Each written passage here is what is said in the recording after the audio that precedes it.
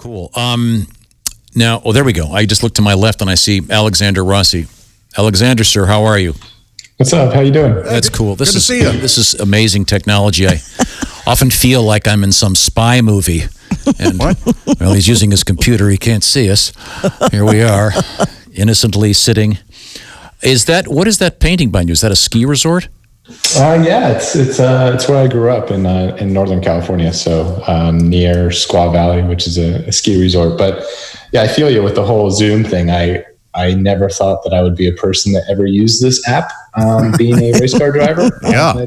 Here we are, using it quite often. Now, they have you guys doing these video races. I mean, is that even close to anything like what you do? Does it have any bearing on the reality of driving a race car at 200 plus miles an hour? So the guys that are winning will tell you yes, absolutely. It's identical. The guys that are losing, like myself, will tell you no. But in all reality, so the platform is called iRacing, and they've done a really good job in kind of finding that blend between a video game and an actual professional simulator. So I would say the biggest difference is this is still built for a consumer, someone that's a race fan, someone that wants to kind of get an idea of what it's like to drive a race car, but it's not still the same level that a manufacturer's sim would be, like a Chevrolet or Honda sim. So there's still a gaming element to that, and because of that, there's tricks and there's quite a bit of performance that comes in the computer that you have and the monitor that you have. And obviously everyone has little bits of differences in their own home. So in a sense, it's very similar to real racing. The equipment that you have can make a difference on your performance in your lap time. But that's not my problem. My problem is I just am terrible. Yeah. And we should remind people that you're an excellent race car driver, certainly one of the best. Sometimes. And you're pulling 0 Gs when you're sitting in your den doing this. You guys, I know a number of you guys, and you have to stay in incredible physical condition because of the difficulty of steering these cars.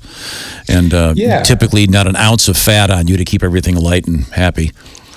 Yeah, I mean, a lot of people don't really realize the physical demand that goes into driving a race car, because they think, it's driving a car, right? Everyone can do that. And, they don't take into account the G-forces. So, we can have 3 to 5 lateral Gs, which is 3 to 5 times kind of your body weight pressing against you for a 2.5 hour race. The cars don't have any power steering. We usually race in summer months. So, I mean, there's some races where you can lose 5 or 6 pounds just in sweat, which is kind of disgusting to say, but well, they could make that accurate. They just make you put a big plastic suit on.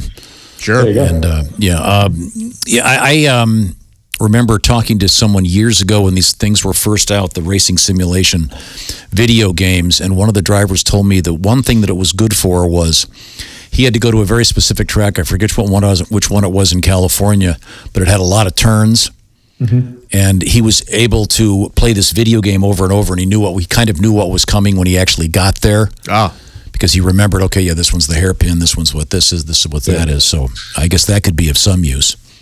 No, I think that's exactly right. And we use the simulators when things are all normal, going into race weekends, to kind of give us a refresher of the tracks we're going to. Because, the IndyCar season, you go to one track once a year, right? So if I hadn't been to a track in 12 months, then it's really useful to go in the week before and to get on the sim and kind of just refresh yourself with the break points and the gears and kind of just the different approaches that you would take. So in the real simulator, in the actual simulators that you guys use, the really high level ones, when something goes wrong, does it tell you just how wrong you were, or is it just kind of shut down, or a voice come through and go, you just flew into the parking lot?